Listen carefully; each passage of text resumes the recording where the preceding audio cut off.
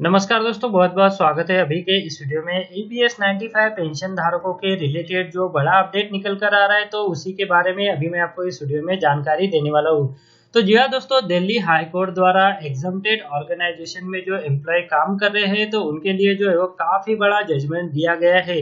तो जी हाँ दोस्तों, इसी जजमेंट के बारे में अभी मैं आपको इस वीडियो में पूरी जानकारी देने वाला हूँ। तो आप इस वीडियो के साथ अंत तक बने रहिए, ताकि ये जो एग्जम्प्टेड ऑर्गेनाइजेशन में जो एम्प्लॉयज काम कर रहे हैं और ईपीएस 95 स्कीम के अंडर जो है वो कवर्ड है, तो ऐसे कर्मचारियों के लिए यहाँ पर दिल्ली हाई कोर्ट द्वारा काफी अच्छा एक बड़ा जजमेंट दिया गया है। तो इसी के बारे में अभी मैं आपको इस वीडियो में पूरी जानकारी देने वाला हूँ। तो आप जो है दोस्तों इस वीडियो के साथ अंत तक बने, ताकि ये जो इम्पोर्टेंट अपडेट निकल कर आ रहा है, तो इसकी जानकारी आप सभी पेंशन धारकों को और एम्प्लॉयज को मिल सके। तो चलिए दोस्तों, ये जो डिटेल अपडेट है इसको जानते हैं। पर उससे पहले अगर आपने चैनल को अभी तक सब्सक्राइब नहीं किया है, तो वीडियो के नीचे जो रेड कलर का बटन है उसे प्रेस करके आप चैनल को सब्सक्राइब कर लीजिए, और उसके बाद जो बेल का बटन आएगा उसे भी आप प्रेस कर दीजिए, ताकि जो आने वाले अपडेट है वो आपसे किसी भी तरह से मिस ना हो सके।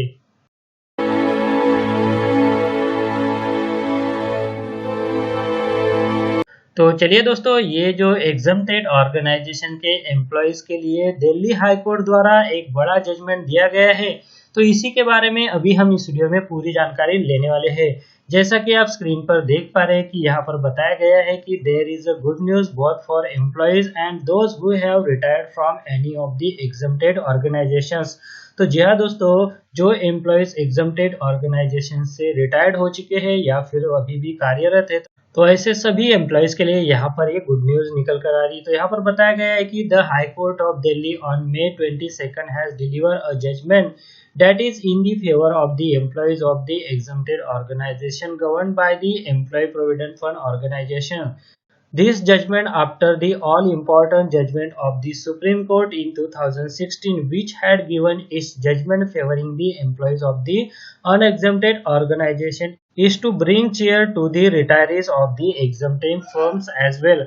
According to the judgment, even the employees of the exempted firms will be entitled to higher monthly pension on the basis of the contribution on actual salary without any reference to any cutoff date or any ceiling limit of this salary. An organization having its own trust to manage provident fund is an exempted organization, while that is managed by the EPFO is an unexempted organization. आगे यहाँ पर बताया गया है the 2014 EPFO notification. तो जी हाँ दोस्तों, 2014 में जो ईपीएफओ द्वारा नोटिफिकेशन दिया गया था, तो उसके बारे में यहाँ पर भी बताया गया है। तो यहाँ पर बताया गया है कि employee pension scheme 1995 had is rolled out in 1995.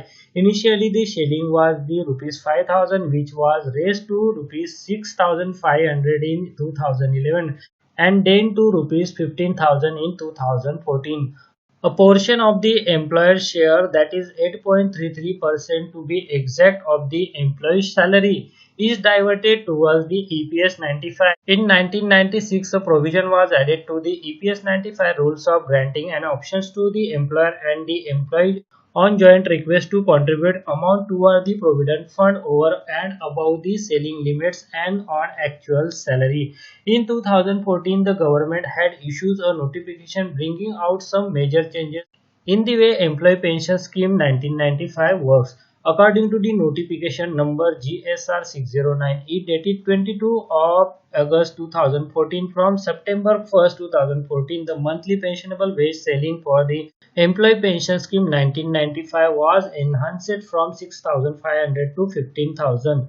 The mode of calculating the average pensionable wage was also changed. तो यहाँ पर जो है दोस्तों, जो कट ऑफ डेट 2014 में दी गई थी, तो उसके बारे में भी यहाँ पर बताया गया है। उसके बाद जो सीलिंग लिमिट है पेंशनेबल सैलरी की 6,500 से बढ़ाकर जो है वो 15,000 रुपये यहाँ पर की गई थी। और यहाँ पर जो है दोस्तों, एक्चुअल सैलरी के बेसिस पर जो है वो कंट्रीब्यूशन दिए जाने का जो ऑप्शन दिया गया था, तो उसका जो है वो यहाँ पर जो कट ऑफ डेट दिया गया था, तो उसकी जो ज़्यादा पब्लिसिटी है वो भी नहीं की गई थी। इसकी वजह से जो है वो काफ़ी सारे एम्प्लॉय जो है वो इसका ऑप्शन चुनने से जो है वो वंचित हो गए थे। तो यहाँ पर जो है दोस्तों, इसी नोटिफिकेशन का भी जिक्र किया गया है। और आगे यहाँ पर देखते हैं कि जो दिल्ली हाई कोर्ट द्वारा जो जजमेंट दिया गया है, तो उस जजमेंट में यहाँ पर क्या कहा गया है।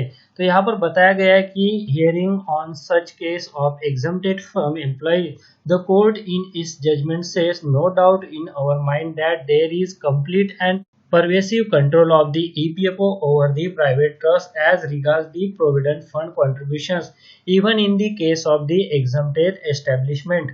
The only distinction between the pensioners and the employees of an unexempted establishment is that while in the case of the former, the recipient of the contribution was a private trust, and in the case of the latter, the recipient was the EPFO. This again was not the fault of pensioners, and this cannot be basis to negate their right to them to receive higher pension on the contribution made on actual salary. The Delhi High Court also observed that even the judgment of the Apex Court delivered in 2016 for unexempted employees, the Apex Court had taken note of an Kerala High Court judgment regarding an exempted establishment that the pensions should be paid on the actual salary and not on the ceiling limit. The Delhi High Court in its 26-page judgment remarks that all employees who are governed by the pension scheme will have to be treated alike as they form a homogeneous group, and any discrimination to one group by paying lesser pension would be clearly arbitrary, unreasonable and violative of Article 14 of the Constitution of India. Therefore, it allows the present pensions and quashed the circular dated 31st of May 2017 of the EPFO. Finally, the Delhi High Court suggests the following route for the respondent of the case and the EPFO to follow. तो यहाँ पर जो है दोस्तों, जो calculations का process है तो उसके संदर्भ में यहाँ पर जो है वो दिल्ली हाई कोर्ट द्वारा जो है वो सजेशन दिया गया है. Calculation process. Respondent need to incorporate EPFO and render all assistance in qualifying the amount to be refunded by each of the pensioners with an interest rate of 6% per annum. Then उसके बाद यहाँ पर जो अगला suggestion है वो है handing over the cost to trust. Then उसके बाद जो अगला सजेशन है वो है handing over the cost by the trust to the EPFO. Then उसके बाद जो लास्ट यहाँ पर सजेशन दिया गया है वो है हायर पेंशन का. तो यहाँ पर बताया गया है on refund of the above mention amount the EPFO shall calculate and disburse enhance pension to the pensioner on the basis of actual salaries. The arrears of the pensions falling due to the pensioners from the date of this respective retirement will be cleared by the EPFO, and the EPFO shall continue to pay the monthly pension henceforth at the enhanced rate. तो जी हाँ दोस्तों, यहाँ पर जो exempted firms के जो employees है तो उनके लिए काफी बड़ा अपडेट जो है वो दिल्ली हाई कोर्ट द्वारा दिया गया है.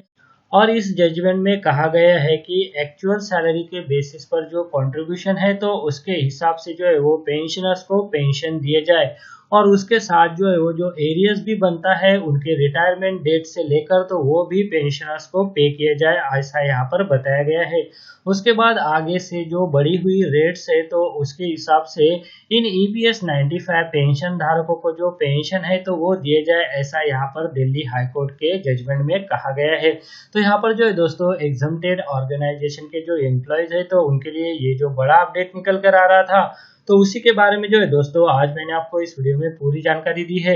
अगर आपको ये वीडियो अच्छा लगता है तो इस वीडियो को लाइक जरूर कीजिए, और अगर आपने चैनल को अभी तक सब्सक्राइब नहीं किया है तो वीडियो के नीचे जो रेड कलर का बटन है उसे प्रेस करके आप चैनल को सब्सक्राइब कर लीजिए, और उसके बाद जो बेल का बटन आएगा उसे भी आप प्रेस कर दीजिए ताकि जो आने वाले अपडेट है वो आपसे किसी भी तरह से मिस ना हो सके.